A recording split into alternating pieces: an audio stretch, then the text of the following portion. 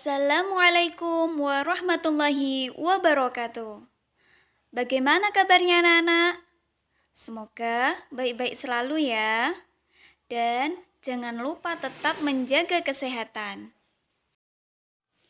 Sebelum memulai pembelajaran, jangan lupa kita berdoa terlebih dahulu. Ayo kita bersama-sama membaca basmalah bersama-sama. Bismillahirrahmanirrahim. Hari ini kita akan belajar tema 2, subtema 1, pembelajaran 1 tentang sistem pernafasan pada hewan. Bernapas merupakan salah satu ciri dari makhluk hidup. Manusia, hewan, dan tumbuhan bernafas untuk kelangsungan hidupnya. Berbeda dengan manusia, hewan memiliki alat pernapasan yang bermacam-macam. Selain itu, prosesnya juga berbeda-beda. Agar lebih jelas, maka anak-anak harus memperhatikan dan mendengarkan video dari Bu Puji. Sistem pernapasan pada hewan dibagi menjadi 6. Yang pertama, mamalia, burung, amfibi, ikan, cacing, dan serangga. Pertama, mamalia. Hewan mamalia memiliki organ pernapasan dan proses pernafasan yang sama dengan manusia, yaitu hidung, tenggorokan, dan paru-paru. Baik mamalia darat maupun mamalia air bernapas dengan menggunakan paru-paru. Mamalia darat seperti sapi, singa, dan kelinci. Adapun mamalia air seperti lumba-lumba. Lumba-lumba bernapas dengan cara muncul ke permukaan air. Udara masuk melalui lubang berkatup di atas kepalanya.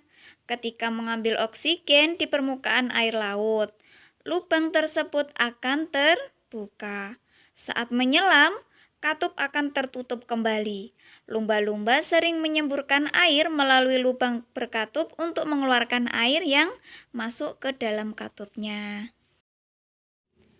Yang kedua, yaitu burung. Burung bernapas menggunakan paru-paru dan pundi-pundi udara. Pada saat terbang, burung bernapas dengan bantuan pundi-pundi udara yang berisi oksigen.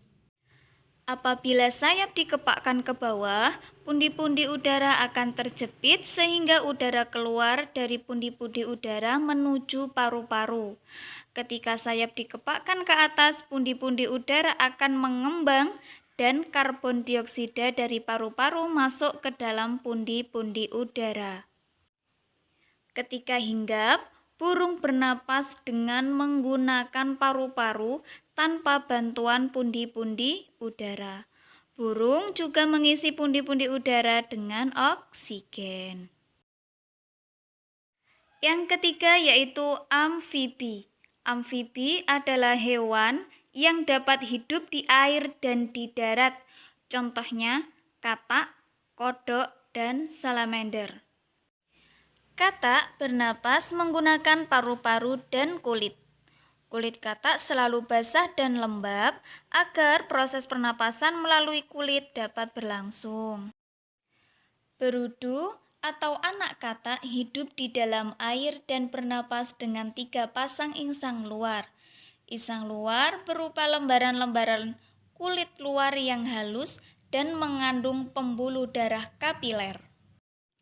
Yang keempat yaitu ikan. Ikan bernapas dengan insang. Rigi-rigi insang berfungsi menyaring kotoran agar tidak masuk ke lembaran insang. Lembaran insang berfungsi sebagai tempat pertukaran oksigen dan karbon dioksida. Yang kelima yaitu cacing. Cacing merupakan hewan yang bernapas secara langsung, yaitu oksigen masuk ke dalam tubuh tanpa melalui organ pernapasan. Cacing bernapas melalui permukaan kulit yang mengandung banyak pembuluh darah. permukaan kulit cacing tipis, basah, dan berlendir. Yang keenam yaitu serangga. Serangga bernapas dengan trakea. Trakea adalah saluran udara yang memanjang dan bercabang-cabang membentuk saluran lebih halus yang disebut trakeol. Trakeol tersebar di sisi kanan dan di kiri tubuh serangga. Nah, selanjutnya kita akan belajar tentang penggunaan kata tanya dalam kalimat tanya. Kata tanya adalah kata yang digunakan dalam membuat kalimat pertanyaan atau kalimat tanya. Kata tanya terdiri dari apa, siapa, di mana, kapan, bagaimana, dan mengapa. Kata tanya apa digunakan untuk menanyakan benda, keadaan, atau perbuatan. Nah, contohnya, apa yang dilakukan Raya dan teman-teman sepulang sekolah?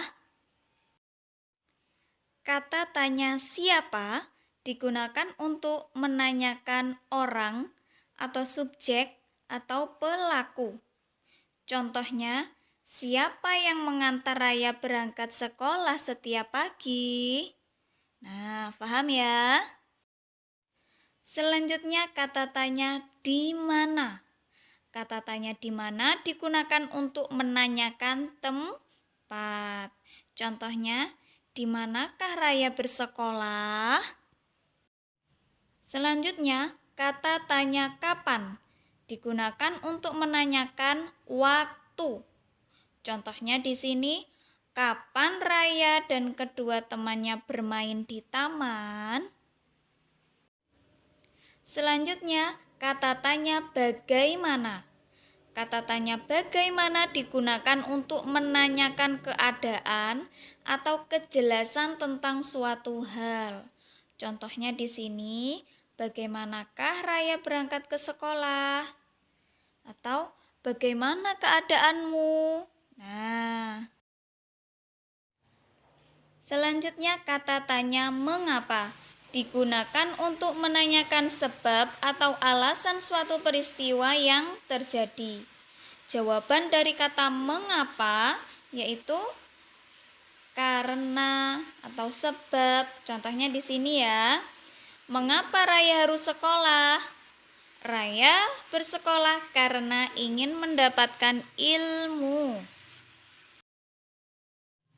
Wah, hari ini kita telah belajar pengetahuan banyak sekali.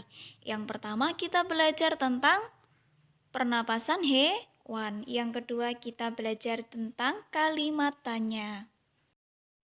Nah, setelah kamu memahami tentang organ pernapasan pada beberapa hewan, tulislah 5 buah pertanyaan terkait dengan organ pernapasan hewan dengan menggunakan kata tanya apa, kapan, di mana, bagaimana, dan mengapa di halaman 8. Tetap semangat belajar ya anak-anak. Wassalamualaikum warahmatullahi wabarakatuh.